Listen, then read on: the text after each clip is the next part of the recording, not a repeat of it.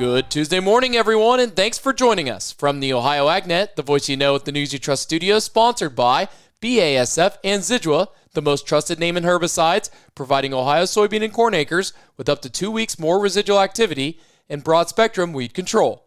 I'm Joe Everett. We're currently at 37 degrees outside here at the farm this morning, and the planting progress has really started to pick up around here and across other parts of the state. We'll get a better look at just how much ground our farmers are covering in the latest crop progress report coming up shortly. A quick note to add to your calendar, the Ohio AgNet is feeding farmers this spring thanks to Ag Revolution and Paradise Energy Solutions. We'll be at this week's winning farm for the midday broadcast tomorrow. If your farm would like lunch delivered to the field this planting season, visit ohioagnet.com/feedingfarmers to enter. News headlines at ohioagnet.com. A reminder for livestock producers this spring, grass isn't free. Experts say pasture should be treated like any other feed source with real value tied to nutrient content, production, and costs like taxes, rent, and fencing. Whether you own it or rent ground, understanding those true costs can make a big difference in your bottom line. Then for those getting into land ownership, a new guide from The Ohio State University highlights key decisions facing farmland owners, whether you farm it, lease it, or sell it. Each option comes with legal and financial considerations, and experts say having a clear plan is critical to protecting both your land and your investment. And across Ohio, planting season is gaining momentum. While some shifts in acreage are expected this year, activity is picking up as conditions allow, with farmers working to stay on pace despite ongoing market pressures and input cost. More on those topics can be found today at ohioagnet.com. This news feed is sponsored by Tempty Trailers. Tempty is now factory direct in Sidney, Ohio. From trailer sales to parts and trailer service, our team is ready to keep you moving. Stop in today or call 326-206-2062. With April being Soy Foods Month, we now turn to Dusty Sonnenberg for this update. Joining me today is Jeff Magyar, and Jeff is a director with the United Soybean Board, also an Ohio soybean grower. Jeff, we want to take some time and talk about the new dietary guidelines that came out for America and where soy fits into that. It recognizes the value of animal proteins, eggs, poultry, red meat, seafood, dairy, and it's part of the healthy eating patterns alongside plant-based options. It is concerning to me how soy oil, all the oils get a bad rap because certain food bloggers and that are anti-oil, and without realizing that the American Heart Association recognizes the omega-6 fatty acids in soybean oil is very healthy for the diet. Polyunsaturated fats reduce bad cholesterol, lowering heart disease risk, and also the isoflavones, research suggests that they will combat cancer. And I think it's very important that people understand that the American farmer wants to produce a healthy food, but with all the research we need to be based on science, not a food blogger condemning a product and then just that's the new rule, even though there's no science in it. That's true. The American Heart Association recently published its new 2026 dietary guidance, and it explicitly named soybeans and canola oil as components of a heart-healthy dietary pattern and recommended them as preferred sources of unsaturated fats. With April being Soy Foods Month, Jeff, I appreciate your work and helping us get the word out. Okay, very good. Reporting for the Ohio AgNet, I'm Dusty Sonnenberg. Hey, thanks, Dusty, for that update. Now let's check in to see how farmers are getting along this planting season. The Ohio Crop Progress Report is sponsored by Relentless Ag, every acre at peak performance. Learn more at relentlessag.com. Ohio farmers made some solid planting progress over the past week, getting both corn and soybeans off to a faster than normal start. USDA says corn planting reached 9% as of April 19th, a significant jump from just 1% the previous week, and well ahead of both last year's 2% and the 5-year average. Soybean planting is also at 9%, up from 1% last week, and running ahead of the typical 2% pace for this time of year. Oat planting in Ohio reached 18%, up from 10% the week prior, with 5% of the crop now emerged. That remains a bit behind the 5-year average pace, but progress is continuing. Winter wheat condition across the state is rated at 67% good to excellent, indicating the crop is holding in solid shape as it moves through spring. An official 3.9 days were suitable for field work last week, but growers took advantage of available windows to push planting ahead. To learn more about the Ohio Crop Progress Report, you can find that today at ohioagnet.com. Now we go to Brianna Smith on what farmers should be looking at when deciding when to plant this season. As Ohio farmers watch the forecast this spring, it may not be temperature that matters most when deciding when to plant. Jared Chester with Beck's PFR team says one of the biggest threats to a strong stand can come from heavy rain shortly after planting. What we've learned is whenever you have a big saturating rain 24 to 48 hours after planting, that's when you are likely to have the most challenges with stand establishment and possibly even looking at a replant scenario. And the reason why really comes back to you need three things to germinate: temperature, moisture, and oxygen. Oxygen is really the third thing that we oftentimes overlook or don't think fully about when we're making those planting decisions, but it's the one that, especially in our higher clay-based soils in Ohio, is likely the one that impacts stand the most. So what we've seen is if they're calling for a large rain or a really saturated period, if we can stop planting ideally 24, maybe even up to 48 hours ahead of that saturated period, we have much better, more consistent stands and are setting our crop up for a much better season. You can watch the full video with Jared Chester online today at ohioagnet.com. Reporting for Ohio's Country Journal and Ohio AgNet, I'm Brianna Smith. Hey, thanks, Brianna, for that update.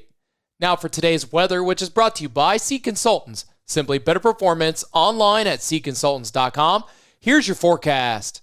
A chilly start here in Ohio, but we are going to be seeing temperatures moderate through your Tuesday. I'm Chief Meteorologist Ryan Martin. Let's take a look at your forecast update. A little frosty in some areas this morning, but southwest flow is going to dominate through most of your Tuesday. Good sunshine pushes temperatures up to near and slightly above normal. Now, as the warm air comes in, it does trigger a little bit of instability. I think we have to watch for some scattered showers closer to midnight in western parts of Ohio, and then through probably mid-morning to midday over the rest of the state. 60% coverage is what we end up with, anywhere from a tenth to 3/4 of an inch in these. I do think that we dry down for the rest of the afternoon after the moisture's done, and for Thursday.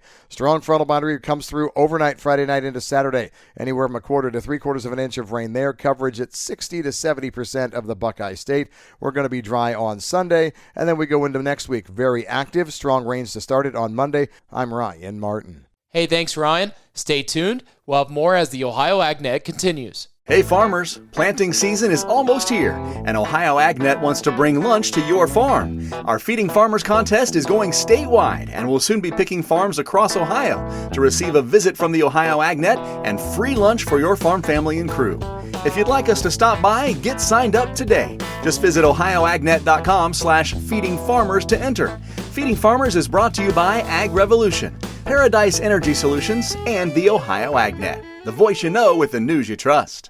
Looking for heavy equipment but don't know where to buy? Purple Wave Auction has you covered. Always online and always no reserve. It's your destination for construction or ag equipment ready to work. We even sell semis, trailers, and fleet equipment for your operation. Best part? It's free to join. Head to purplewave.com. That's purplewave.com. Sign up for a free account and start bidding today. Purple Wave Auction, the easiest and most straightforward way to buy and sell equipment.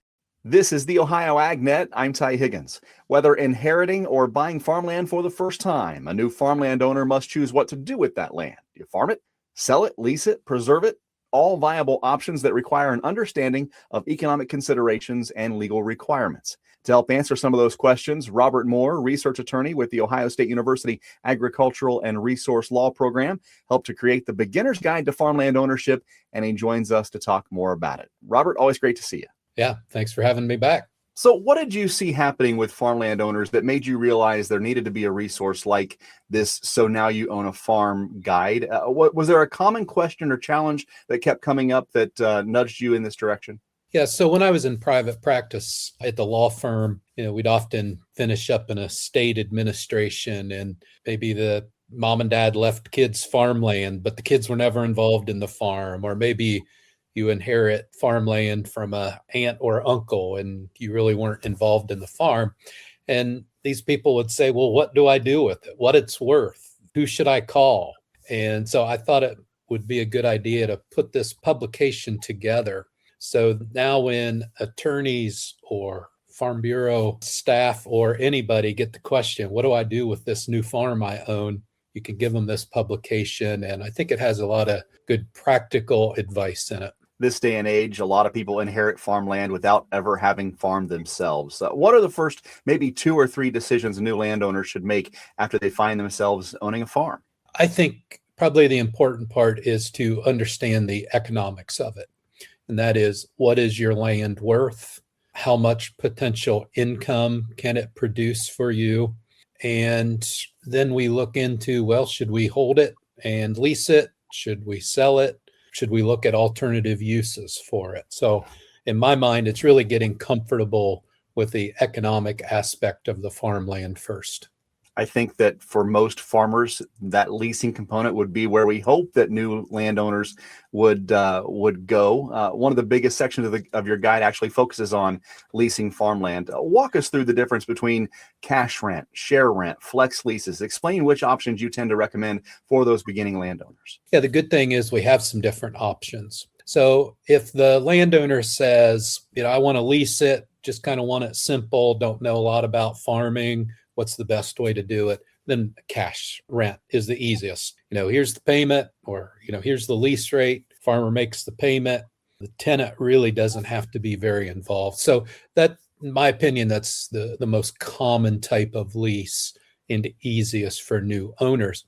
But sometimes the owner will want to share in the profit. So then we may do a share rent. And that's where the landowner, depending on what other inputs they contribute, get anywhere from 1/3 to 1/2 of the crop. And that sounds good in good years, but in bad years, cash rent might be better. So share rent is a way for the tenant to be more involved and potentially share in the windfalls of a good year. And then we've got a flex lease, and this is where the tenant gets a portion of the crop or gets additional payments if the price and or production meet certain thresholds. So in a good year, the tenant might get additional compensation. Now, the flex lease is the hardest lease to implement because we got to determine how are we calculating price, yield. There's got to be a lot of trust. So flex leases I wouldn't recommend for the beginner landowner usually, but maybe after they've owned it a while, want to be a little bit more involved, a little more savvy in how it all works, then we could move to a flex lease. How does a new farm landowner consider the value of that land, and where does insurance and LLCs come into play? My entire conversation with Ohio State's Robert Moore is online now at ohioagnet.com. I'm Ty Higgins reporting. Hey, thanks, Ty. It's now time for today's market analysis, which is brought to you by the Louis Dreyfus Company. Excited to bring the brand new soybean crush facility to Upper Sandusky, Ohio. Learn more about marketing your soybeans with LDC at 574-566-2113. Here's Ryan Martin. Grain markets mixed largely during the trading session on Monday. Geopolitical war risks and the expected fall in U.S. hard redder wheat condition ratings spurred the grain market recovery on corn and wheat. Soybeans and soy meal sagged yesterday because of renewed talk of shifting in what's going to be planted. A sub 600 million bushel U.S. hard red winter wheat crop is looking more and more possible. I mentioned earlier that I've talked to a couple of farmers in Kansas, and some of them say they have not had any measurable rain since December. So this is something that's going to be interesting, and corn followed wheat to the upside yesterday. A little bit less passion in the marketplace. The oil share spread gained based on the $5 a barrel advance in crude oil futures yesterday, but crude did not come close to exceeding Friday's high at all. More on the fund positioning coming up. I'm Ryan Martin. Hey, thanks, Ryan. Now let's take a look at your markets, brought to you by Seed Consultants. Simply better performance online at seedconsultants.com. May corn trading down 1/2 to 451.5. July corn 459 3/4, down 1/2 as well. As we turn to soybeans, May 1167.5, up 1 3/4. July soybeans 1184, up 2 1/4. As we look to livestock from yesterday's close, April live cattle 249.60, down 35 cents. May lean hogs 94.22, up 82 cents, and May feeder cattle 361.10, down $4.17. This is the Ohio AgNet